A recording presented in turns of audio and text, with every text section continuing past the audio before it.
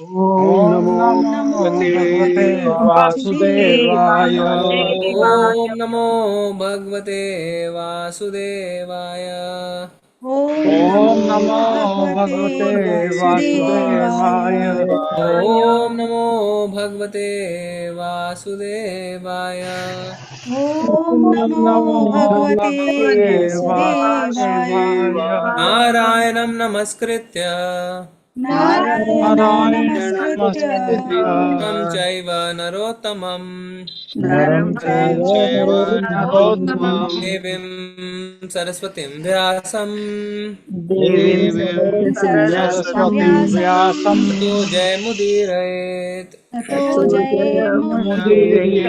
नष्टप्रायेषु भद्रेषु नष्टप्रायेषु नष्टप्रायेषु भद्रेषु अभद्रेषु नित्यं भागवत सेवया नित्यं भागवत सेवया भगवती उत्तमा श्लोके भगवति भगवती श्लोके श्लोके भक्तिर्भवती नैष्टिकी। भक्ति भवति भक्ति भवति नैष्ठिकी। तो आज हम श्रीमद् भागवतम के तीसरे स्कंद का 8वां अध्याय शुरू करेंगे, जिसका शीर्षक है गर्भो गर्भो दक्षाई विष्णु से ब्रह्मा का प्राकट्य। ठीक है, इसका हम श्लोक चैंटिंग करेंगे पहले। माता जी आप लगा सकते हैं स्क्रीन? Okay, no problem. आप शेयर नहीं कर सकते हैं, मैं कर देता हूँ। हरे कृष्णा कृष्णा कृष्णा हरे हरे, हरे राम राम राम हरे हरे। श्रीमद् भागवतम स्कंद 3 अध्याय 8 श्लोक संख्या 1। मैत्रेय उवाच मैत्रेय मैत्रेय उवाच। उवाच।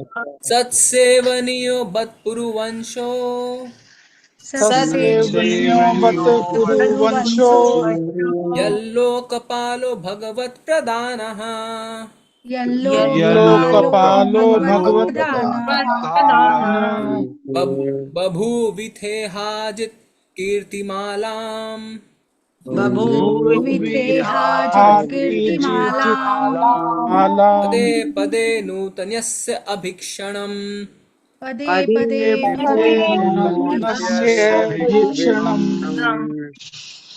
सत्सेवनियो बत्पुरुवंशो सत्सेवनीयो पुरुवंशो लोकपालो भगवत्प्रधानः यल्लोकपालो लोकपालो भगवत्प्रधानः भगवत्प्रधानः बभूविथेहाजित् कीर्तिमालाम् बभूविथेहाजित् हाजित कीर्तिमालाम् कीर्तिमालां। पदे पदे नूतनस्य अभीक्षणम् पदे पदे पदे पदे नूतनस्य नूतनस्य वीक्षणम्। तत्सेवनियो बत्पुरुवंशो सत्सेवनीयो सत्सेवनीयो वंशो भगवत्वंशो यल्लोकपालो भगवत्प्रधानः लोकपालो यल्लोकपालो भगवत्प्रधानः बभूविथेहाजित् कीर्तिमालाम् भूविहाजित कीर्तिमालां। पदे पदे नूतनस्य अभीक्षणम्। पदे पदे पदे पदे नूतनस्य नूतनस्य अभीक्षणम्। भीक्षणम्। जी चैंटिंग करिए। हरे कृष्ण प्रभु जी। मैत्रेयोवाच सत्सेवनीयो बतपुरुवंशो यल्लोकपालो भगवत्प्रधानः बभूविथेहाजित्कीर्तिमालां पदे पदे नूतनयस्य भीक्षणम्। हरे कृष्ण प्रभु जी। हरे कृष्ण प्रभु जी। कृष्ण प्रभु जी। मैत्रेय उवाच सत्सेवनीयो बतपुरुवंशो यल्लोकपालो भगवत्प्रधाना बभूविथेहाजित् कीर्तिमालं पदे पदे नूतनयस्य भीक्षणम्। हरे हरे कृष्ण। कृष्ण प्रभु जी। मैत्रेय उवाच सत्सेवनीयमत्कुर्वंशो यल्लोकपालो भगवत्प्रधानः बभूविदेहाजितकीर्तिमालां पदे पदे नूतनयस्य भिक्षाणम्। हरे कृष्ण। हरे कृष्ण प्रभु जी। मैत्रेय उवाच तत्सेवनीयो बतपूरुवंशो यल्लोकपालो भगवत्प्रधानः भुवविथेहाजित कीर्तिमालान् पदे पदे नूतनयस्य भीक्षणम्। हरे कृष्ण प्रभु जी, सादर प्रणाम। हरे कृष्ण प्रभु जी। मैत्रेय उवाच सत्सेवनीयो वत् पुरुवंशो यल्लोकपालो भगवत्प्रधानः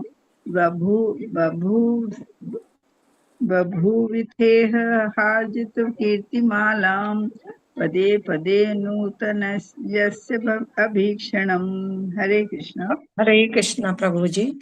मैत्रेय उवाच सत्सेविनियो वत्पुरवंशो यल्लोकपालो भगवत्प्रधानः बभूविथेहाजित कीर्तिमालां पदे पदे नूतनस्य भीक्षणम्। हरे कृष्ण। हरे कृष्ण प्रभु जी। मैत्रेय उवाच सत्तेवनीयो वत्पुरुवंशो यल्लोकपालो भगवत्प्रधानः बभूभीते हजित कीर्तिमालां पदे पदे नूतनस्य वीक्षणम्। हरे कृष्ण। हरे हरे कृष्ण कृष्ण प्रभु जी। मैत्रेय उवाच ससेवनीयो बत पुरुवंशो यत्कपालो भगवत्प्रधान बभूवीथे हाजित कीर्तिमालां पदे पदे नूतनस्य भीक्षणम्। हरे कृष्ण। हरे कृष्ण प्रभु जी। मैत्रेय उवाच शत्सेवनीयो यतः पुरुषो यल्लोकपालो भगवत्प्रधानः बभूविथेहार्जित कीर्तिमाला मालां पदे पदे नूतनस्य भीक्षणम्। हरे कृष्ण। हरे कृष्ण प्रभु जी। मैत्रेय उवाच सत्सेवनीयो बतपुरुवंशो यलोकपालो भगवत्प्रधानः बभूविथेहाजित कीर्तिमालं पदे पदे नूतनयस्य भीक्षणम्। हरे कृष्ण प्रभु जी, धन्यवाद।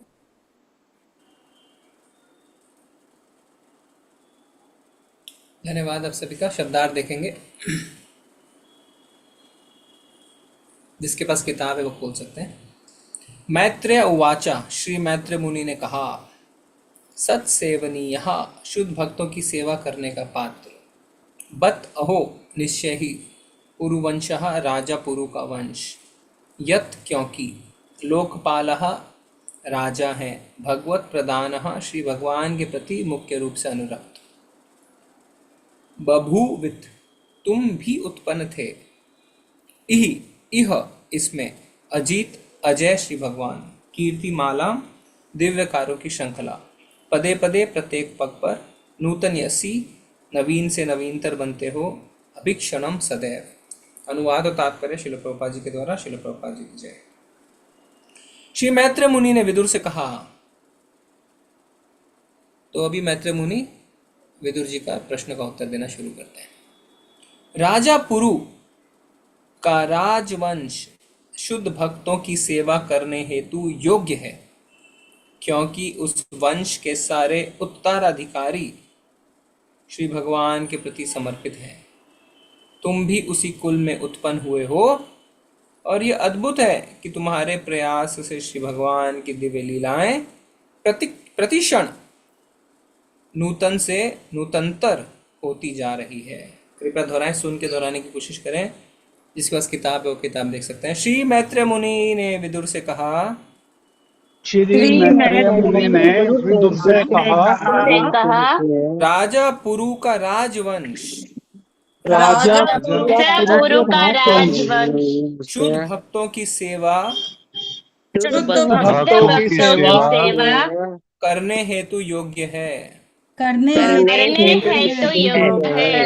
क्योंकि उस वंश के सारे उत्तराधिकारी श्री भगवान के प्रति समर्पित हैं। श्री भगवान के प्रति समर्पित है। तुम भी उसी कुल में उत्पन्न हुए हो, उत्पन्न हुए हो और यह अद्भुत है और और यह यह अद्भुत है तुम्हारे प्रयास से तुम्हारे प्रयास से श्री भगवान की दिव्य लीलाएं तुम्हारे प्रयास की दिव्य लीलाएं प्रतिक्षण प्रतिक्षण नूतन से नूतनतर होती जा रही है। नूतन से नूतन से नूतन से नूतन जा रही है। जी धन्यवाद। तात्पर्य पढ़ें, किसके पास किताब है पढ़ सकते हैं। पढ़िए हरे माँ। कृष्ण प्रभु जी। शील प्रभुपाद की जय। शील प्रभुपाद जी के द्वारा तात्पर्य। श्री मैत्रेय मुनि ने विदुर को धन्यवाद दिया और उनके वंश की ख्याति का संदर्भ देते हुए उनकी प्रशंसा की। पुरु वंश भगवत भक्तों से भरा पूरा था और इसके कारण महिमा मंडित था। चूंकि वे लोग निर्विशेष ब्रह्म या स्थानीय परमात्मा के प्रति अनुरक्त न होकर सीधे श्री भगवान अर्थात पूर्ण पुरुषोत्तम से जुड़े थे, अतः वे श्री भगवान एवं उनके शुद्ध भक्तों की सेवा करने के योग्य थे, क्योंकि विदुर उसी वंश के वंशजों में से एक थे। अतः स्वाभाविक था कि वे श्री भगवान के नित्य नूतन यश का दूर दूर तक विस्तार करने में लग गए। विदुर जैसे व्यक्ति की महिमा मंडित संगति पाकर श्री मैत्रेय मुनि आनंदित थे। उन्होंने विदुर की संगति को अतीव वांछनीय माना, क्योंकि ऐसी संगति से मनुष्य की भक्तिमय सेवा की सुषुप्त प्रवृत्तियां त्वरित हो जाती हैं। हरे कृष्ण। माता जी। ओम अज्ञानतिमिरन्धस्य ज्ञानाञ्जनशलाकया चक्षुरुन्मिलितं येन तस्मै श्रीगुरुवे नमः। श्रीचैतन्यमनोभीष्टं स्थापितं येन भूतले स्वयं रूपा कदा मह्यं ददाति स्वपदान्तिकं। वन्देऽहं श्रीगुरु श्रीयुक्तपदकमलं श्रीगुरून् वैष्णवांश्च श्रीरूपं साग्रजातं सहगण रघुनाथान्वितान्तं सजीवम् साद्वैतं सावधूतं परिजनसहितं कृष्णचैतन्यदेवं श्रीराधा कृष्णपादान् सहगण ललिता श्रीविशाखान्वितांश्च। नमो विष्णुपादाय कृष्णप्रेष्ठाय भूतले श्रीमते भक्तिवेदान्त स्वामिनिति नामिने। नमस्ते सारस्वते देवे गौरवाणी प्रचारिणे निर्विशेषाय शून्यवादी पाश्चात्य देशतारिणे। वाञ्छाकल्पतरुभ्यश्च कृपा सिन्धुव एव च पतितानां पावनेभ्यो वैष्णवेभ्यो नमो नमः। हे कृष्ण करुणा सिंधु दीनबंधु जगतपते गोपेश गोपीकान्त राधाकान्त नमोस्तुते। तप्त कांचन गौरांगी श्री राधे वृंदावनेश्वरी विश्वानुसुते देवी प्रणमामि हरिप्रिये। जय हो श्री कृष्ण चैतन्य प्रभु नित्यानंदा श्री अद्वैत गदाधरा शिवसादि गौर भक्त वृंदा। नमो महावदन्याय कृष्ण प्रेम प्रदायते कृष्णाय कृष्ण चैतन्य नामने गौरतिशे नमः। हरे कृष्णा कृष्णा कृष्णा हरे हरे हरे राम राम राम हरे हरे।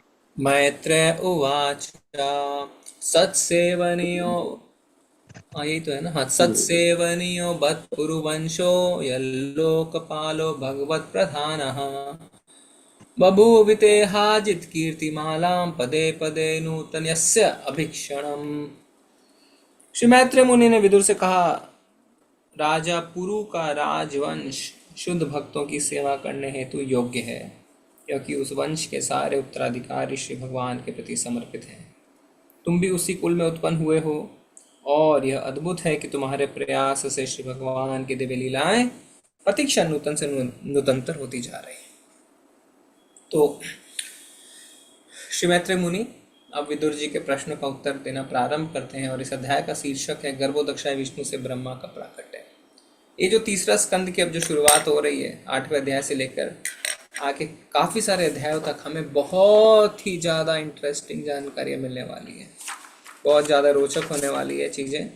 आप इसी से मान सकते हैं। देखिए, गर्भोदक्षाय विष्णु से ब्रह्मा का प्राकट्य तो हम पूरा जानेंगे अभी तक हम सिर्फ यही जानते हैं कि गर्भोदक विष्णु के नाभि से कमलनाल निकली और उस पर ब्रह्मा जी उत्पन्न, पर कैसे हुए, किस तरीके से उस नाल में ब्रह्मा जी ऊपर नीचे करते रहे, किस तरीके से जो प्रलय के पानी से कमल हिल रहा था, ब्रह्मा जी बहुत डिस्टर्ब हो गए, कुछ नहीं दिख रहा था, किस तरीके से उनके 4 मुख प्रकट हुए, कितने वर्षों तक उन्होंने, सारी डिटेल हमें अब पता चलेगी, है ना। आगे का अध्याय सृजनशीलता के लिए ब्रह्मा द्वारा स्तुति, ब्रह्मा जी स्तुति करते हैं कि मुझे क्या सृजन करना है। सृष्टि के विभाग, जो हमारी सृष्टि उसके क्या क्या विभाग हैं, 14 लोकों का सृजन, है ना। सृष्टि के 9 प्रकार, परमाणु के से काल की गणना, कैसे काल यानी समय, उसकी बात होगी।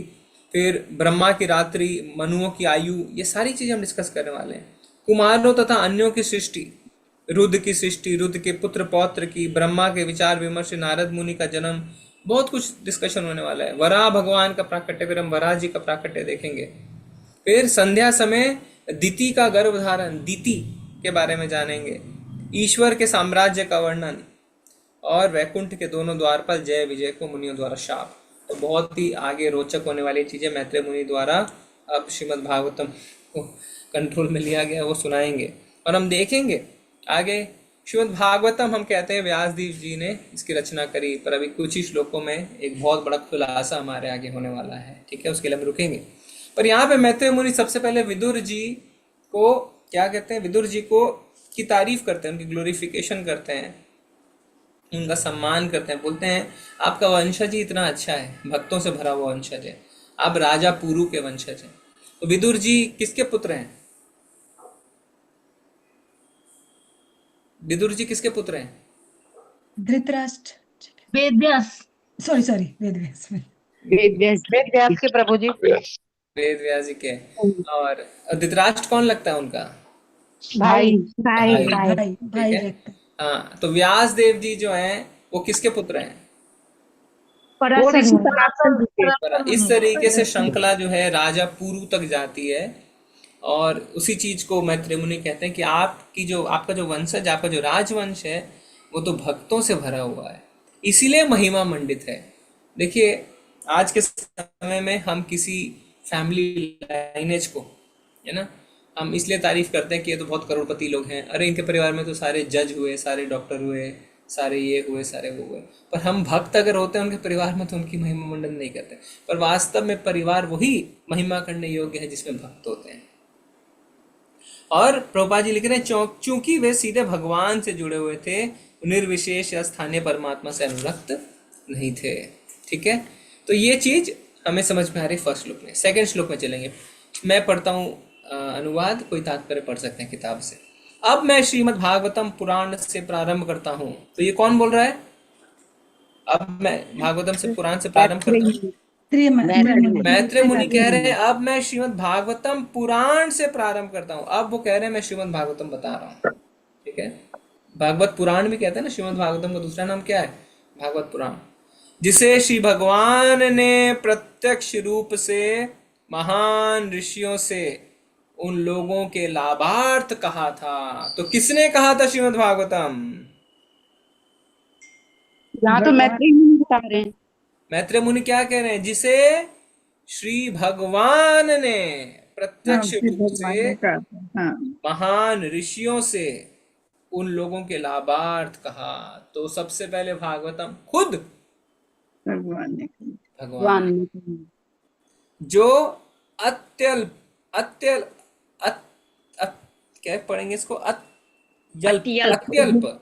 अत्यल्प आनंद के लिए अत्यधिक कष्ट में फंसे हुए हैं। तो मैत्रेय मुनि इस बात का खुलासा कर रहे हैं कि जो श्रीमद् भागवतम मैं आपको बताने वाला हूं विदुर जी, वो श्रीमद् भागवतम खुद भगवान ने महान ऋषियों से कहा। तो प्रभुपाद जी आगे तात्पर्य में क्या लिखते हैं, पढ़ेंगे, पढ़िए कोई तात्पर्य। हरे कृष्ण प्रभु जी, श्रील प्रभुपाद जी की जय। श्रील प्रभुपाद जी के द्वारा श्री मैत्रेय मुनि ने श्रीमद् भागवतम के विषय में बोलने का प्रस्ताव रखा, क्योंकि इसकी रचना विशेष रूप से मानव समाज की समस्त समस्याओं के समाधान के लिए की गई थी और यह गुरु शिष्य परंपरा से रूढ़िगत चली आ रही है। जो भाग्यशाली हैं केवल वही श्री भगवान के शुद्ध भक्तों की संगति में श्रीमद् भागवतम सुनने का सुअवसर प्राप्त कर सकता है। भौतिक शक्ति के जादू के अधीन सारे जीव स्वल्प भौतिक सुख के निमित्त ही अनेक कठिनाइयों से बंधन में फंसे हुए हैं। वे सकाम कर्मों की उलझनों को न जानते हुए उनमें लगे रहते हैं। वे इस मिथ्या भाव के कारण कि शरीर आत्मा है अनेक मिथ्या आसक्तियां से अपने को संबद्ध करते हैं। वे सोचते हैं कि भौतिकवादी साज सामग्री से सदा जुड़े हुए रह सकेंगे। जीवन की यह मिथ्या भ्रांति इतनी प्रबल होती है कि मनुष्य श्री भगवान की बहिरंगी शक्ति के अधीन जन्म जन्मांतर कष्ट उठाता रहता है। यदि वह ग्रंथ भागवत तथा श्री भागवतम को जानने वाले भक्त भागवत इन दोनों के संपर्क में आता है तो ऐसा भाग्यशाली व्यक्ति भौतिक पास से छूट जाता है। अतः संसार के दुखी लोगों के प्रति दया के कारण श्री मैत्रेय मुनि पहले श्रीमद् भागवतम के विषय में बोलने का प्रस्ताव रख रहे हैं। हरे कृष्ण प्रभु जी। धन्यवाद माता जी। तो देखिए, कह रहे हैं अब मैं श्रीमद् भागवतम बता रहा हूँ जो श्री भगवान ने महान ऋषियों को कहा। तात्पर्य प्रभुपाद जी लिख रहे हैं कि भागवतम हमें समस्त समस्याओं के समाधान के लिए कहा गया। तो हमारी समस्याएं क्या क्या हैं? क्या समस्याएं हमारी? जन्म मृत्यु जरा व्याधि दुख दोष निदर्शन। बिल्कुल सही। तो आप ये ना समझें कि हमारे भौतिक कष्ट जो है ना, जो हम जिसको कष्ट समझते हैं, कमाई नहीं है, पैसे नहीं है, बच्चे नहीं हैं, बुढ़ापा है, ये है, वो है, हैन तैन, ठीक है, जरा व्याधि है तो हमारे कष्ट। पर बाकी जो कष्ट हैं तो हम सुंदर नहीं हैं, हम ये नहीं हैं, वो नहीं, हमारे पास गाड़ी नहीं है, घर नहीं है, नौकरी नहीं है, शादी नहीं हो रही है, ये सब हमारे कष्ट नहीं है। इन सब के लिए श्रीमद् भागवतम पढ़ने की आपको आवश्यकता नहीं है, ठीक है। श्रीमद् भागवतम पढ़ना जन्म मृत्यु जरा व्याधि से निकलने के लिए, यही हमारे कष्ट हैं। और लिख रहे हैं, एक लाइन लिखी है, जो भाग्यशाली हैं केवल वही श्री भगवान के शुद्ध भक्तों की संगति में भागवतम सुनने का सुअवसर प्राप्त कर सकते हैं। तो क्या हम भाग्यशाली हैं कि नहीं है, ये बताइए। जी प्रभु जी, हम तो है ही भाग्यशाली। कैसे? कैसे? श्रवण कर रहे हैं भागवतम का।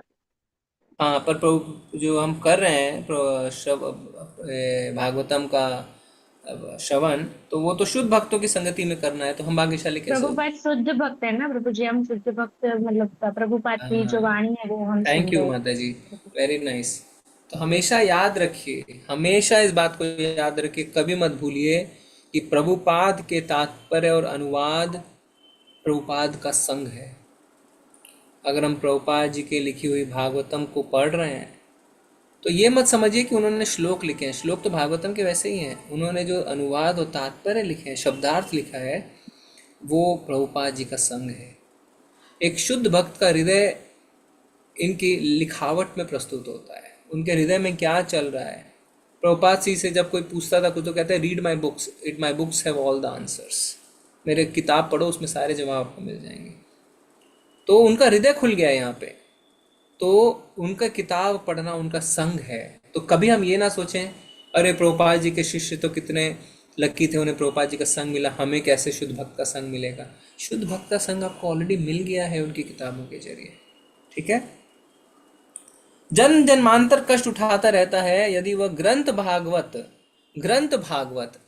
तो श्रीमद् भागवतम को श्री भगवान का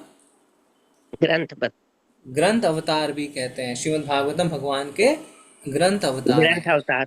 हाँ, अतएव संसार के दुखी लोगों के प्रति दया के कारण हम सब दुखी हैं कि नहीं है? जी प्रभु जी। खाली बख्शी माता जी है कि और भी कोई है? नहीं है ना, दुखी है प्रभु जी, सब हैं। तो क्या करना है? श्री मैत्रेय मुनि पहले श्रीमद् भागवतम के विषय में बोलने का प्रस्ताव रख रहे हैं। बोले मैं श्रीमद् भागवतम बोलूंगा। अच्छा, कौन कहता है जो अभी है, जो कह रहा है मैं दुखी नहीं हूँ? कोई कहता है मैं दुखी नहीं हूँ? कह ही सकते हैं किसी को लगता है ऐसा? प्रभु जी, संसार में आए हैं तो सभी दुखी हैं। Very nice. क्योंकि इस संसार की डेफिनेशन क्या है? तो अगर कोई कहता है कि संसार में दुख नहीं है तो उसको खा रहा है। तो आप उसे कह रहे हैं कि अरे मल मत खाओ, चलो मैं आपको घी खिलाता हूँ। तो बोले नहीं, मल ज़्यादा टेस्टी है, क्योंकि उसको पता ही नहीं है कि घी का स्वाद क्या है, ठीक है।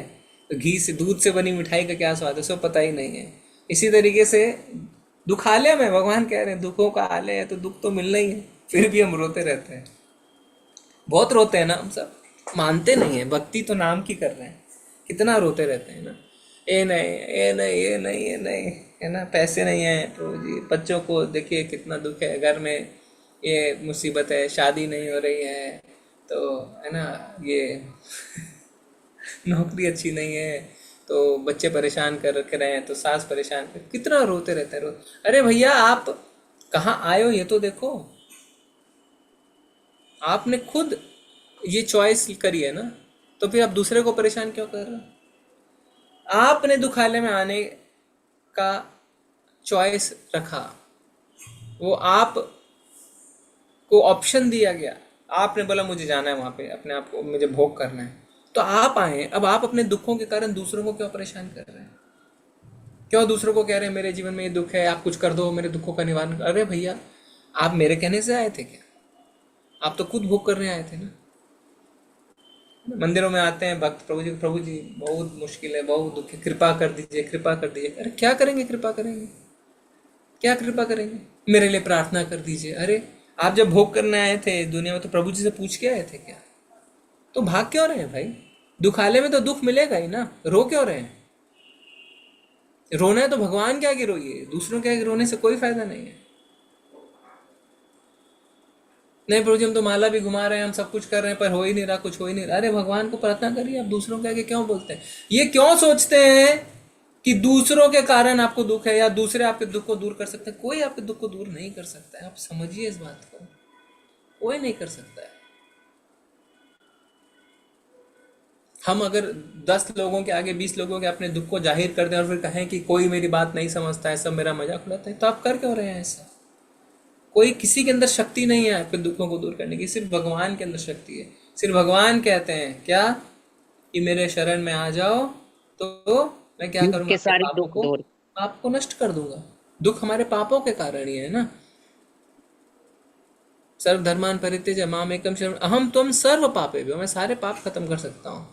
तो फिर आप करिए वैसा, या सहन करना पड़ेगा। दूसरों को परेशान करना अपराध हो जाता है। बल्कि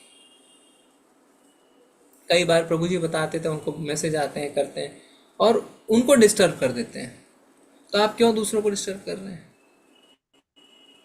है ना। साधु क्या कर सकते हैं? साधु आपको बता सकते हैं कि ये लिखा हुआ है इसमें भागवतम में, बस। और क्या कर सकते हैं? उन्होंने अपना जीवन दे दिया, अपना करियर चौपट करके, अपने माँ बाप को छोड़ के, बिना भौतिक सुख दुख के, किस लिए? कि चलो जो भागवतम में लिखा है वो आपको बता दें, बस यही तो है। और क्या है? पर आप दूसरों को परेशान करते रहते हैं, क्या फायदा इसको? कोई फायदा नहीं है। साधु ने जो कहा उसको जीवन में उतारने की कोशिश करना है, ना कि हम चाहें कि हमारे मैजिक हो जाए। ऐसा नहीं होता है। दुखी लोगों के प्रति दया के कारण मैत्रेय मुनि भागवतम के विषय में बोलने का प्रस्ताव रख रहे हैं। तो प्रस्ताव क्या रख रहे हैं? प्रस्ताव रख रहे हैं कि मैं भागवतम बोलता हूं, आप सुनिए उसको। ठीक है, अगला श्लोक करते हैं। कुछ काल पूर्व तुम्हारी ही तरह, यानी अब मैत्रेय मुनि कह रहे हैं तुम्हारी ही तरह, सनत क्यों कह रहे हैं विदुर जी को? कुमार संतों में, कुमार संत कौन हुए? चार कुमार। कुमार संतों में प्रमुख, उनमें प्रमुख कौन है? सनत कुमार। Very good. कुमार संतों में प्रमुख सनत कुमार ने, तो बाकी जो 4 हैं उनका क्या क्या नाम है? सनत कुमार प्रमुख, फिर Sanat, Sanandan, Sanatan, Sanat Kumar. Very nice, thank you Ramakant Prabhu. Sanat Kumar, Sanak Kumar, सनातन और सनंदन। तो कुमार संतों में प्रमुख सनत कुमार ने, तो मैत्रेय मुनि विदुर जी को कह रहे हैं कि जैसे आपने इतने सारे प्रश्न पूछे हैं ना, वैसे ही सनत कुमार ने अन्य महर्षियों के साथ और भी ऋषियों के साथ गए, जिज्ञासावश ब्रह्मांड की तली में, तली मतलब नीचे, बॉटम, ब्रह्मांड के नीचे चले गए, में स्थित भगवान संकर्षण से भगवान वासुदेव विषयक सत्यों के बारे में पूछा।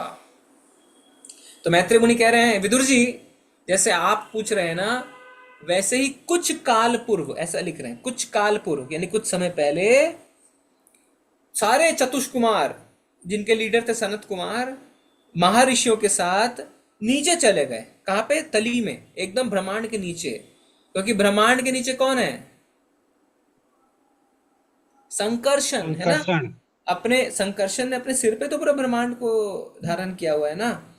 तो भगवान संकर्षण के पास चले गए और कहने लगे भगवान वासुदेव के बारे में बताएं। संकर्षण कौन है? बलराम जी। बलराम प्रभु जी। भगवान के जो पहले एक्सपेंशन है, पूर्णांश है, वो है बलराम, संकर्षण। उनका नाम संकर्षण क्यों पड़ा? देवकी के गर्भ से, प्रभु जी देवकी माता के गर्भ से, देवकी के गर्भ से, रोहिणी माता के गर्भ रोहिणी माता के गर्भ में आकर्षण, संकर्षण। ठीक है, तात्पर्य पढ़ेंगे, जिसके पास किताब है वो पढ़ेंगे। हरे कृष्ण प्रभु जी। श्रील प्रभुपाद जी की जय। श्रील प्रभुपाद जी के द्वारा तात्पर्य, यह इस कथन का स्पष्टीकरण है कि भगवान ने प्रत्यक्ष रूप से श्रीमद् भागवत के विषय में कहा। यहाँ पर बताया गया है, क्या बताया गया? पढ़िए। यहाँ पर बताया गया है कि कब और किससे भागवत कही गई। विदुर द्वारा पूछे गए प्रश्नों के ही समान प्रश्न सनत कुमार जैसे महामुनियों ने पूछे थे, और भगवान वासुदेव के स्वान से भगवान संकर्षण ने उनके उत्तर दिए थे। प्रभु जी, हरे कृष्ण। नेक्स्ट श्लोक में चलते हैं। उस समय भगवान संकर्षण अपने परमेश्वर का ध्यान कर रहे थे। तो संकर्षण के परमेश्वर कौन है? भगवान कृष्ण। भगवान कृष्ण। Very good. जिन्हें विद्वत जन, मतलब जो विद्वान है, भगवान वासुदेव के रूप में सम्मान देते हैं। Very good. किंतु महान विद्वान मुनियों की उन्नति के लिए, अरे उनको लगा देखो अभी तो सनत कुमार आ गए हैं भाइयों के साथ, और भी ऋषि आ गए, उनकी उन्नति के लिए उन्होंने अपने कमलवत नेत्रों को कुछ कुछ खोला, थोड़ा सा खोल दिया और बोलना शुरू किया। तो ध्यान में थे वसुदेव के, नॉट वसुदेव, वासुदेव है ना, वसुदेव तो उनके पिता हो गए, वासुदेव के ध्यान में थे और देखा कि सारे ऋषिगण आए हैं, तो उन्होंने अपनी थोड़ी सी आंखें खोली और बोलना शुरू किया। अगला श्लोक, इसमें तात्पर्य नहीं है। चूंकि मुनिगण गंगा नदी के माध्यम से, देखिए कितना इंपॉर्टेंट है, ये लोग आए कैसे नीचे? गंगा नदी के माध्यम से उच्चतर लोकों से निम्नतर भाग में आए थे। गंगा जी ऊपर से नीचे पूरे ब्रह्मांड में फैली है गंगा। फलस्वरूप उनके सिर के बाल भीगे हुए थे। उन्होंने श्री भगवान के उन चरण कमलों का स्पर्श किया। क्यों लिखा हुआ चरण कमलों का स्पर्श किया? क्यों लिखा है? क्योंकि गंगा चरणों से निकली है। तो गंगा में स्नान करना भगवान के चरण कमलों के स्पर्श के बराबर है। ठीक है ना, चरण से निकली है। आप अपनी किताब में लिख सकते हैं उसको पेंसिल से। जिनकी पूजा नागराज की कन्याओं द्वारा अच्छे पति की कामना से विविध सामग्री द्वारा की जाती है। ठीक है, तात्पर्य पढ़िए। प्रभु जी मैं पढ़ूं? बुक है आपके पास? मेरे पास पीडीएफ है प्रभु जी। हाँ पढ़ लीजिए, पढ़ लीजिए। हरे कृष्णा। श्रील प्रभुपाद की जय। तात्पर्य प्रभुपाद द्वारा। गंगा का जल सीधे वैष्णव के चरण कमलों से प्रवाहित होता है और उसका मार्ग ब्रह्मांड के उच्चतम लोक से लेकर निम्न लोक तक जाता है। मुनिगण प्रवाहित जल का लाभ उठाकर सत्य लोक से नीचे आए। परिवहन की ये विधि योग शक्ति से ही संभव हो सकी। यदि कोई नदी हजारों मील तक प्रवाहित होती है तो पूर्ण योगी इसके जल में केवल डुबकी लगाकर एक स्थान से दूसरे स्थान तक तुरंत पहुंच सकता है। गंगा ही एकमात्र ऐसी नदी है जो समूचे ब्रह्मांड में प्रवाहित होती है और मुनिगण इस पवित्र नदी के माध्यम से ब्रह्मांड भर में यात्रा करते हैं। ये कथन कि उनके बाल गीले थे, ये समुचित करता है कि वैष्णव के चरण कमल से सीधे निकले जल गंगा से ही बाल गीले थे। जो भी व्यक्ति अपने सिर से गंगा जल का स्पर्श करता है वो प्रत्यक्ष रूप से श्री भगवान के चरण कमलों का स्पर्श करता है और संपूर्ण पाप कृतों के फलों से मुक्त हो जाता है। यदि कोई व्यक्ति गंगा में स्नान करने का समस्त पापों के धुल जाने के बाद फिर से पाप कर्म करने से अपने को बचाता है तो वो निश्चय रूप से उसका उद्धार हो जाता है। किंतु यदि वो पुनः पाप कर्म करने लगता है तो उसका गंगा स्नान हाथी के स्नान की तरह है, जो नदी में ठीक से नहाता है किंतु बाद में भूमि की धूल से अपने शरीर को दूषित करके सारा किया कराया बिगाड़ देता है। हरे कृष्णा। तो बताया गया, प्रभुपाद जी बता रहे हैं कैसे गंगा क्योंकि पूरे ब्रह्मांड में प्रवाहित है, तो जो योगी हैं वो गंगा के जल में डुबकी लगाते हैं और पूरे ब्रह्मांड में ऊपर से नीचे ट्रैवल कर सकते हैं। और चूंकि गंगा भगवान के चरण कमलों से निकली है तो अपने सर से गंगा जल का स्पर्श करता है। तो हमें सीखना चाहिए इस बात से कि गंगा में स्नान करने से पहले, अपने पैर को रखने से पहले हमें गंगा जी को प्रणाम करना चाहिए। प्रणाम करने के बाद पहले जल को लेके अपने सिर पे डाल के आचमन करके फिर अपने पैरों को गंगा जी में डालना चाहिए। कोई भी पवित्र नदी के लिए, यहाँ तक कि समुद्र में भी हमें ऐसा ही करना चाहिए। ठीक है, अगला श्लोक पढ़ते हैं। सनत कुमार आदि चारों कुमारों ने जो श्री भगवान की दिव्य लीलाओं के विषय में जानते थे, देखिए श्लोक में लिखा हुआ है कि वो ऑलरेडी जानते थे, तो फिर क्यों गए भाई? स्नेह तथा प्रेम से भरे चुने हुए शब्दों से लय सहित श्री भगवान का गुणगान किया। स्नेह से, प्रेम से, लय से, ऐसा गुणगान एक प्रेमी अपनी प्रेमिका के लिए करता है ना। उसको जब फर्स्ट टाइम मिलने जाता है तो फिल्मी गाने प्रैक्टिस करके जाता है ना कि हम बड़े कराओके में गाएंगे माइक हाथ में लेके, स्नेह और प्रेम और लय के साथ गाता है ना। पर भगवान के लिए तो हम ऐसा नहीं करते हैं। आप किसी को बोलेंगे करताल बजाने तो बेचारा शर्म आ जाएगा, उसको बोले क्या है सब बजाने के लिए। हम भी आपको प्रभु जी अभी हम भी कोशिश करते हैं पूरे लाइफ में जितना भी मतलब कर सकते हैं।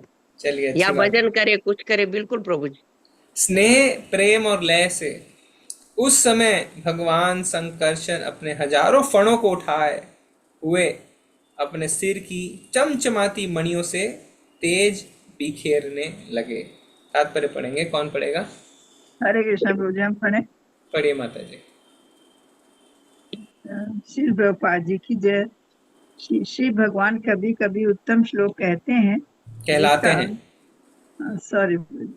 हैं, जिसका अर्थ है जिनकी पूजा भक्तों द्वारा चुने गए शब्दों से की जाती है, इसलिए वो उत्तम श्लोक कहलाते हैं। ठीक है, जो भक्त श्री भगवान की भक्ति में स्नेह एवं प्रेम से पूर्णतः निमग्न रहता है, उसके मुखार बिंद से ऐसे चुने हुए शब्दों की झड़ी लग जाती है। ऐसे अनेक उदाहरण हैं, जिनमें एक छोटे से बालक ने भी, जो भगवान का महान भक्त था, श्री भगवान की लीलाओं के गुणगान के लिए चुने हुए शब्दों में उत्तम स्तुति की। दूसरे शब्दों में मधुर स्नेह तथा प्रेम उत्पन्न हुए बिना कोई भी व्यक्ति श्री भगवान की स्तुति उत्कृष्ट ढंग से नहीं कर सकता। हरे कृष्ण। तो छोटे से बच्चे ने, कौन से छोटे से बच्चे की बात हो रही है? ध्रुव महाराज, प्रहलाद। अरे वो महाराज अभी तो हमने पढ़ा सनत कुमार ने, अभी तो हमने पढ़ा छोटा बच्चा, मतलब ही हम सोचते हैं ध्रुव और प्रहलाद। अरे अभी तो पढ़ा सनत कुमार ने की, तो छोटे बच्चे ने मतलब सनत कुमार ने। Very good. और मधुर स्नेह तथा प्रेम के साथ, ठीक है, मधुर और स्नेह और प्रेम के साथ। इसीलिए ना हमें वैष्णव गीत का प्रैक्टिस करना चाहिए। जब हम वैष्णव गीत का प्रैक्टिस करते हैं तो वैष्णवों द्वारा लिखे गए ये शुद्ध जो भजन है ना, उनके हृदय को प्रकट करते हैं और उसको प्रैक्टिस करने से हमारे अंदर भाव उत्पन्न होते हैं। क्योंकि हम तो नहीं कर सकते हैं, वो शब्द हमारे पास आएंगे ही नहीं, ना ही वो प्रेम। पर जब ऑलरेडी वैष्णवों द्वारा लिखे गए गीत हम गाने का प्रयास करेंगे, लय में सीखेंगे उसको, तो धीरे धीरे क्या होगा, भगवान के प्रति हमारे अंदर भाव उत्पन्न होंगे। इस तरह भगवान संकर्षण ने उस महर्षि सनत कुमार को क्या किया? श्रीमद् भागवतम का भावार्थ कहा। यानी सनत कुमार बाकी कुमार और महर्षियों को संकर्षण ने भागवतम सुनाई। ठीक है, जिन्होंने पहले से वैराग्य का व्रत ले रखा था। सनत कुमार ने भी अपनी पारी में सांख्ययन मुनि द्वारा सांख्ययन मुनि द्वारा पूछे जाने पर श्रीमद् भागवतम को उसी रूप में बतलाया। तो यानी भगवान संकर्षण ने सनत कुमार और ऋषियों को, सनत कुमार ने सांख्यायन मुनि को, किसको नाम बताइए? सांख्यायन मुनि को भागवतम सुनाया। किसने किसको सुनाया? सनत कुमार ने सांख्यायन मुनि को सुनाया। जिस रूप में उन्होंने भगवान संकर्षण से सुना था, यानी एज इट इज, यथारूप, कोई चेंज नहीं। तो आप देखिए श्रीमद् भागवतम कितने लोगों ने कितने लोगों को सुना दिया अभी तक। चलिए लिस्ट बनाते हैं। पहला, भागवतम ने किसने किसको सुनाया? पहले सुखदेव गोस्वामी ने परीक्षित महाराज को। दूसरा, फिर सुत गोस्वामी ने शौनक आदि ऋषि को। सूत गोस्वामी ने शौनक आदि ऋषि को। तीसरा, मैत्रेय मुनि ने विदुर जी को। मैत्रेय मुनि ने विदुर जी को। चौथा, फिर उद्धव जी भी आते हैं ना प्रभु। अरे हाँ, व्यासदेव जी यहाँ पे देखा कि व्यासदेव जी ने सुखदेव गोस्वामी को। और फिर अभी देखा ना संकर्षण भगवान में। संकर्षण से पहले एक और देखा। भगवान ने स्वयं ऋषियों को। फिर उसके बाद संकर्षण ने सनत कुमार एंड अदर कुमार्स एंड अदर ऋषिज। और उसके बाद सांख्यायन मुनि को सुनाया। तो कितना सुन लिया अभी तक हमने? 7। सुखदेव गोस्वामी ने परीक्षित महाराज को, सूत गोस्वामी ने शौनक आदि ऋषि को, मैत्रेय मुनि ने विदुर जी को, भगवान ने स्वयं ऋषि को, व्यासदेव जी ने सुखदेव गोस्वामी को, संकर्षण ने सनत कुमार, अन्य ऋषियों को, और सनत कुमार ने सांख्यायन मुनि को, है ना? पहला नंबर किसका आएगा फिर? वो बात की बात है, उसमें मत घुसिए। पहला नंबर तो भगवान का ही आएगा। भगवान ने कहा, भगवान ने उद्धव जी को सुनाया था। भगवान ने उद्धव जी को सुनाया था? नहीं, वो विदुर जी और उद्धव जी के बीच में होता है। विदुर जी और उद्धव। जब भगवान परायण यहाँ से हो रहे थे, तो जब उनके वार्ता हुई थी, वो क्या भागवतम में नहीं आएगी क्या? वो नहीं, उन्होंने कहा था मैत्रेय मुनि से जाके मिलो। मैत्रेय मुनि से मिल रहे हैं। अब मैत्रेय मुनि तो सुना रहे हैं ना विदुर जी को। जब मैत्रेय मुनि वहां पे खड़े थे ना, जब उद्धव जी से बात हो रही थी भगवान की। हाँ, तो फिर दोनों चल पड़े थे और अब जाके सुनाया जा रहा है। मैत्रेय मुनि विदुर जी को सुना रहे हैं, है ना? अभी यहाँ पे कौन किसको सुना रहा है? मैत्रेय मुनि विदुर जी को तो सुना रहे हैं। ठीक है, और भी है, ये हमने एक लिस्ट बनाया है। पढ़िए, तात्पर्य कौन पढ़ेगा? शिला प्रभुपाद द्वारा, शिला प्रभुपाद की जय। परंपरा प्रणाली की यही विधि है। यद्यपि सुप्रसिद्ध सनत कुमार जीवन की सिद्ध अवस्था में थे, फिर भी उन्होंने भगवान संकर्षण से श्रीमद् भागवतम का संदेश सुना।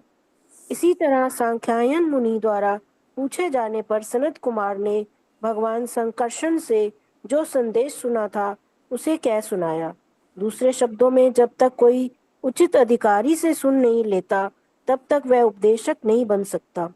इसलिए भक्ति योग में 9 बातों में से 2 बातें, श्रवण तथा कीर्तन, सर्वाधिक महत्वपूर्ण है। ठीक से सुने बिना कोई व्यक्ति वैदिक ज्ञान के संदेश का प्रचार नहीं कर सकता। हरे कृष्ण। जब तक कोई उचित अधिकारी से नहीं सुन लेता, तब तक उपदेशक नहीं बनता। तो हम किससे सुन रहे हैं?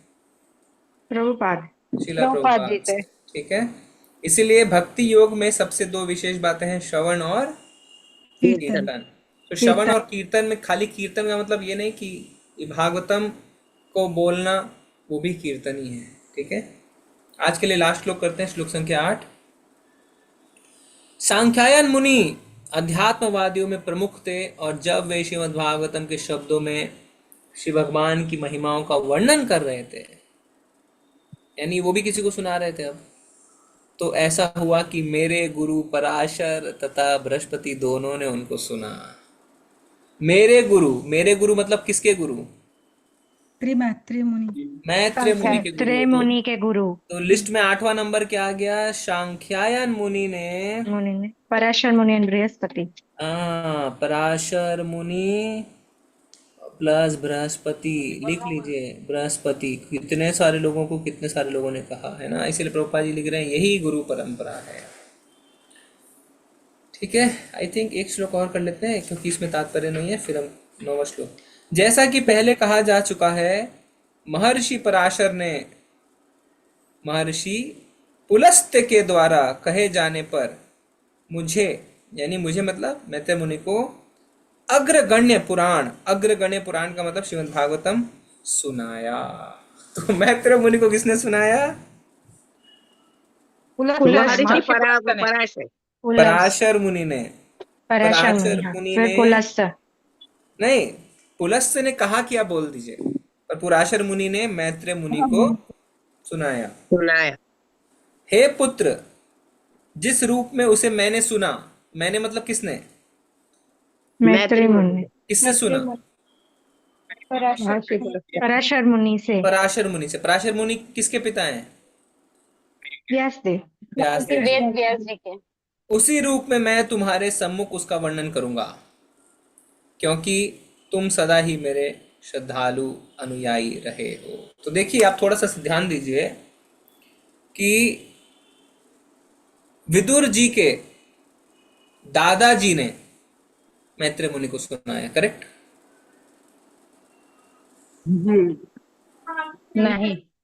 नहीं जी। विदुर जी के पिता कौन है? व्यासदेव जी। व्यासदेव के पिता कौन है? पराशर मुनि ने किसको सुनाया? मैत्रेय मुनि से। तो मैत्रेय मुनि विदुर जी को कह रहे हैं मैंने पराशर मुनि से सुना, ये नहीं कह रहे मैंने तुम्हारे दादाजी से सुना। तो अरे मेरे दादाजी ने आपको सुनाया है, मुझे भी पता है, दादाजी ने मुझे भी सुनाया था, ऐसा नहीं बोल रहे हैं। जनरली होता है ना, हाँ मुझे पता है, सब कुछ पता है मुझे, ऐसा नहीं है। तो बोले मैंने मैत्रेय मुनि से सुना। अब मैत्रेय मुनि कह रहे हैं मैंने पराशर मुनि से सुना, अब मैं तुम्हें सुनाऊंगा। तो देखिए, माताजी ने बताया पराशर मुनि ने किसको सुनाया? पुलस्त्य मुनि को। मैत्रेय मुनि। हाँ, और अब मैत्रेय मुनि किससे सुन रहे हैं? मैत्रेय मुनि किसको सुनाएंगे? विदुर जी को। ठीक है, उसी रूप में मैं तुम्हारे सम्मुख उसका वर्णन करूंगा, क्योंकि तुम सदा ही मेरे श्रद्धालु अनुयायी हो। देखिए, ये क्वालिफिकेशन इंपॉर्टेंट है, क्योंकि मैं क्यों तुम्हारे के वर्णन करूंगा? तुम मेरे श्रद्धालु अनुयायी हो। हमने जो पॉइंट्स डिस्कस किए थे एसोसिएशन के, अच्छे संघ के, उसमें सबसे पहला क्या था? शुद्ध भक्तों से सुनना।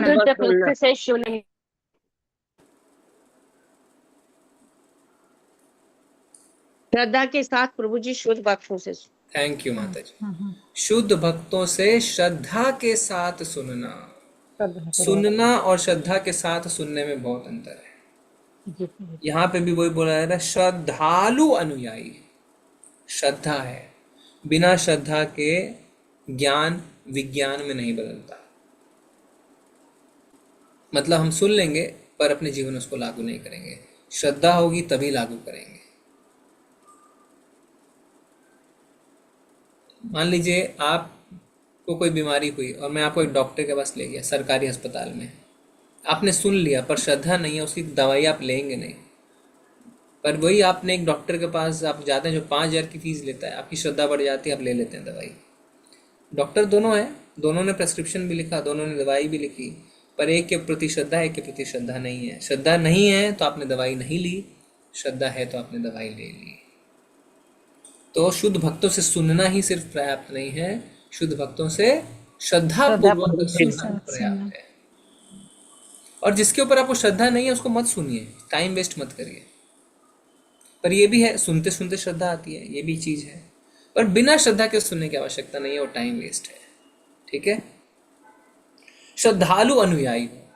भक्ति में श्रद्धा बहुत आवश्यक है, श्रद्धा के बिना हम नहीं आगे बढ़ेंगे। तात्पर्य पढ़िए जल्दी से। हरे हरे कृष्ण प्रभु जी। जो नहीं पुलस्त पढ़ा नामक वो, महर्षि जो नहीं पढ़ा पढ़ सकता है। हरे कृष्ण प्रभु जी। सादर प्रणाम। प्रभुपाद जी के जय। श्री प्रभुपाद जी द्वारा तात्पर्य। पुलस्त नामक महर्षि सारे असुरों के पिता हैं। एक बार पराशर ने यज्ञ करना प्रारंभ किया जिसमें सारे असुरों को जलाकर नष्ट किया जाना था, क्योंकि इन असुरों में से ही किसी एक ने उनके पिता का वध करके उन्हें निगल लिया था। महर्षि वशिष्ठ मुनि यज्ञ में पधारे और पराशर से अनुरोध किया कि इस घातक कृत्य को बंद कर दें। मुनियों के समुदाय में वशिष्ठ के पद पर एवं प्रतिष्ठा के कारण पराशर उनके अनुरोध को टाल न सके। जब पराशर ने यज्ञ रोक दिया तो असुरों के पिता पुलस्त्य ने उनके ब्राह्मण स्वभाव की प्रशंसा की और यह आशीर्वाद दिया कि भविष्य में पुराणों के महान वक्ता बनेंगे, जो वेदों के पूरक ग्रंथ हैं। पराशर के कार्य की पुलस्त्य ने प्रशंसा की, क्योंकि पराशर ने क्षमा दान की अपनी ब्राह्मण शक्ति से असुरों को क्षमा कर दिया था। यज्ञ में पराशर सारे असुरों को नष्ट करने में समर्थ थे, किंतु उन्होंने विचार किया असुरों की उत्पत्ति ही इस तरह हुई है कि वे जीवित प्राणियों, मनुष्यों तथा पशुओं को निगल जाते हैं, लेकिन मैं इतने भर के लिए क्षमा के अपने ब्राह्मण गुण को क्यों छोड़ दूं। पुराणों के महान वक्ता पराशर ने सर्वप्रथम श्रीमद् भागवत पुराण के विषय में बतलाया, क्योंकि यह समस्त पुराणों में अग्रगण्य है। मैत्रेय मुनि ने पराशर से सुने गए भागवत का ही वर्णन करने की इच्छा प्रकट की। विदिर उसको सुनने के पात्र थे, क्योंकि वे श्रद्धालु थे तथा अपने वरिष्ठ जनों से प्राप्त उपदेशों का पालन करने वाले थे। इस तरह श्रीमद् भागवत अनादिकाल से शिष्य परंपरा द्वारा व्यासदेव के समय से पहले से ही सुनाया जा रहा था, तथा कथित इतिहास वेत्ता पुराणों को केवल कुछ 100 वर्ष प्राचीन बतलाते हैं, किंतु वास्तविकता तो यह है कि पुराण अनादिकाल से संसारी लोगों तथा चिंतनशील दार्शनिकों की समस्त ऐतिहासिक गणनाओं में सबसे पहले विद्यमान थे। हरे कृष्ण प्रभु जी। सादर प्रणाम। ठीक है, दो तीन बातें इंपॉर्टेंट है। श्रीमद् भागवतम का ही वर्णन किया और किसी चीज का नहीं। दूसरा, विदुर सुनने के पात्र थे। क्यों? दो चीजें, एक तो श्रद्धा, दूसरा उपदेशों का पालन करने वाले थे। तो श्रवण और मनन करेंगे और पालन के बिना सब कुछ बेकार है। ठीक है।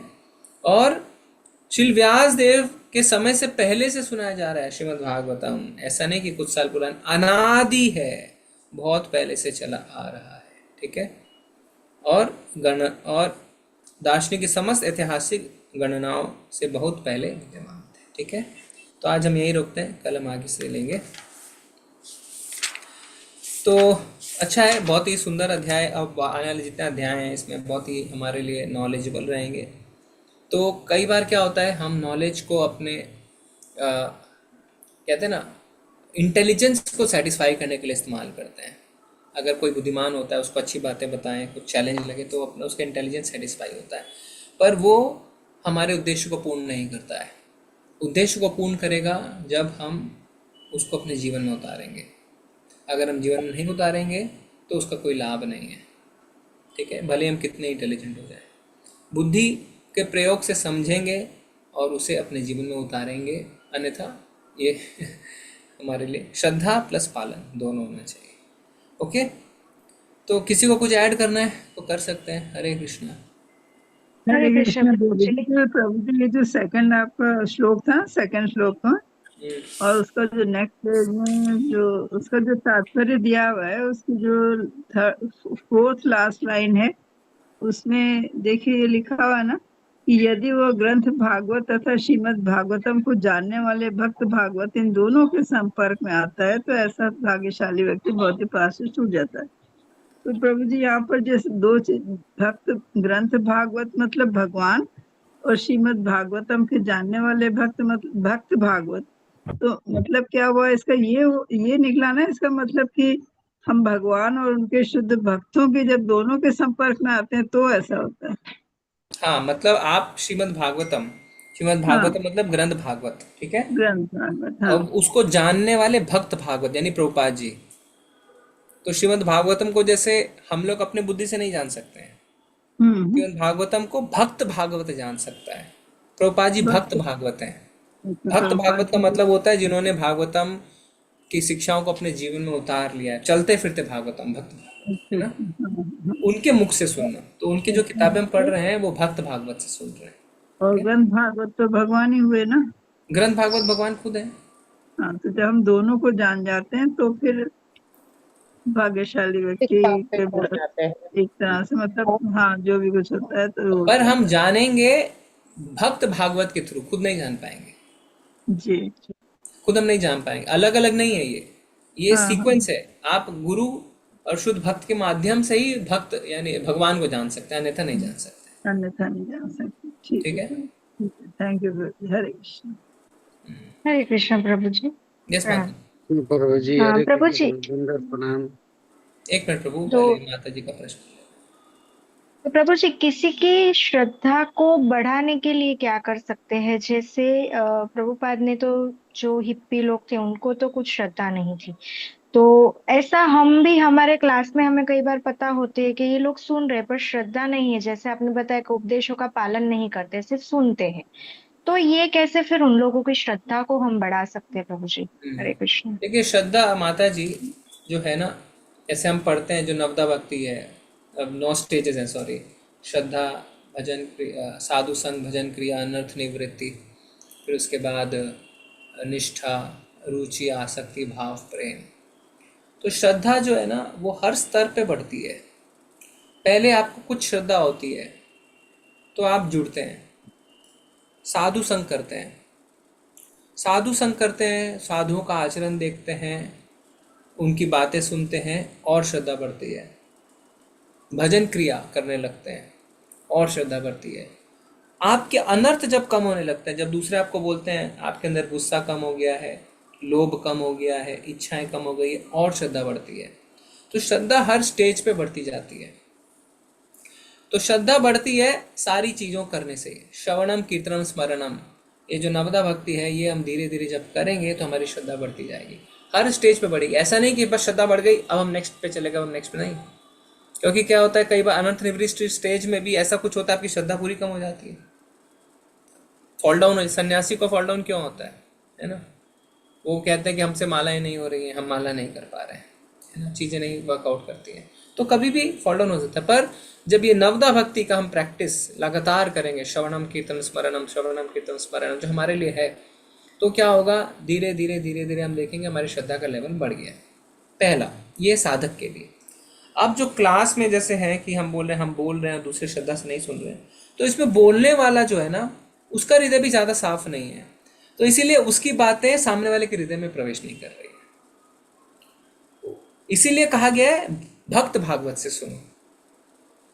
इसीलिए हम देखते हैं ना कई जो प्रीचर्स होते हैं, सीनियर डिवोटीज होते हैं, उनकी बातों से तुरंत हमारा जीवन बदल जाता है। मान लीजिए 5 साल से हैं, अब स्ट्रगल कर रहे हैं मंगल आरती अटेंड करने के लिए, मंगल, एक दिन अचानक एक कोई सीनियर डिवोटी आता है, 15 मिनट की क्लास लेता है, पूरा आपका जीवन बदल जाता है। आप अगले दिन से अब अगले 10 साल तक मंगल आरती अटेंड कर रहे हैं। क्यों?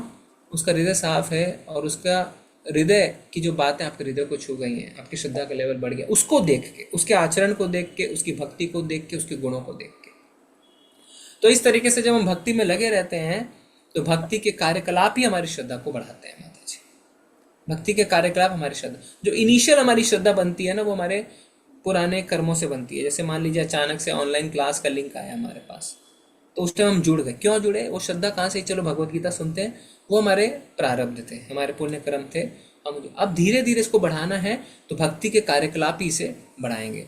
क्या? चैंटिंग, रीडिंग, सेवा, स्वभाव को बदलना, है ना, और संगति जो हम बात करते हैं ऑलरेडी, ये धीरे धीरे जब हम करते जाएंगे हमारी श्रद्धा और दृढ़ होती चली जाएगी। ठीक है, ओके प्रभु जी, धन्यवाद प्रभु जी। हरे कृष्णा। हरे कृष्णा। भैया सैमसंग प्रभु जी, सैमसंग प्रभु जी, प्रभु जी प्रश्न था कोई सैमसंग SM। ठीक है, चलिए। हरे कृष्ण प्रभु जी, सादर प्रणाम, दंडवत प्रणाम प्रभु जी। मेरा प्रश्न क्वेश्चन है कि प्रभु जी ये भागवत पढ़ने से किस किस को लाभ मिलता है प्रभु जी? किस किस को मतलब? मैंने कहीं सुना था पढ़ने वालों को, सुनाने वालों को, सुनने वालों को और जीवन में उतारने वालों को मिलता है, और इतना ही को मिलता है कि और कोई को भी मिलता है, ये जानना चाहता हूँ। सबको मिलता है, सबको मिलता है।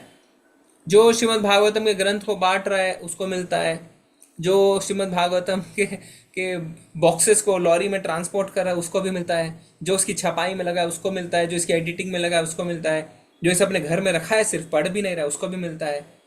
जो किसी तरीके से भी श्रीमद् भागवतम के संपर्क में है सबको लाभ मिलता है, पर सबसे ज्यादा लाभ उसको मिलता है जो इन्हें पढ़ के अपने जीवन में उतारता है। थैंक यू प्रभु जी। ये प्रेत उद्धार के पृथ्वी उद्धार के लिए भी लाभ मिलता है कि जी? प्रेत उद्धार मतलब क्या, भूत पकड़ लिया किसी को? पृथ्वी उद्धार, पृथ्वी अपना पृथ्वी का उद्धार, अपना पृथ्वी का उद्धार, पितरों के उद्धार, सब चीज का उद्धार है। जो भक्ति करता है भगवान कहते हैं उसके सारे पितरों को मैं तुष्ट कर देता हूँ, उन्हें और कष्ट पहुंचते नहीं है। पर आपको सिंसियरली करना पड़ेगा, सिंसियरली भगवान के नाम का जप करना पड़ेगा, सिंसियरली पढ़ना पड़ेगा, जो शास्त्रों में लिखा उसको जीवन में उतारना पड़ेगा। आप सिर्फ अपने भौतिक कष्टों से दूर भागने के लिए अरे कौन करे पिंडदान, कौन गया जाए, कौन ये करे, चलो छोड़ो, चलो हरे कृष्णा करो। अगर आप हरे कृष्णा भी ठीक से नहीं कर रहे हैं, ठीक से पढ़ नहीं रहे हैं, जीवन में उतार नहीं रहे हैं, तो फिर ये लाभ नहीं है। अगर आप सिंसियरली कर रहे हैं तो भगवान कहते हैं कि और आवश्यकता नहीं है चीजों की, मैं खुद ही टेक केयर कर लूंगा। ठीक है, थैंक यू। ठीक है प्रभु जी। ठीक है, और किसी का कोई प्रश्न है? ठीक है, तो चलेंगे हम आज। बहुत बहुत धन्यवाद आप सभी का। वांछा कल्पतरुभ्यश्च कृपा सिंधु एव च पतितानां पावनेभ्यो वैष्णवेभ्यो नमो नमः। अनंत कोटि वैष्णव वृंद की जय, नामाचार्य श्री ठाकुर की जय, श्रील प्रभुपाद की जय, ग्रंथराज श्रीमद् भागवतम की जय। हरे कृष्णा। सभी को धन्यवाद। हरे कृष्णा प्रभु जी।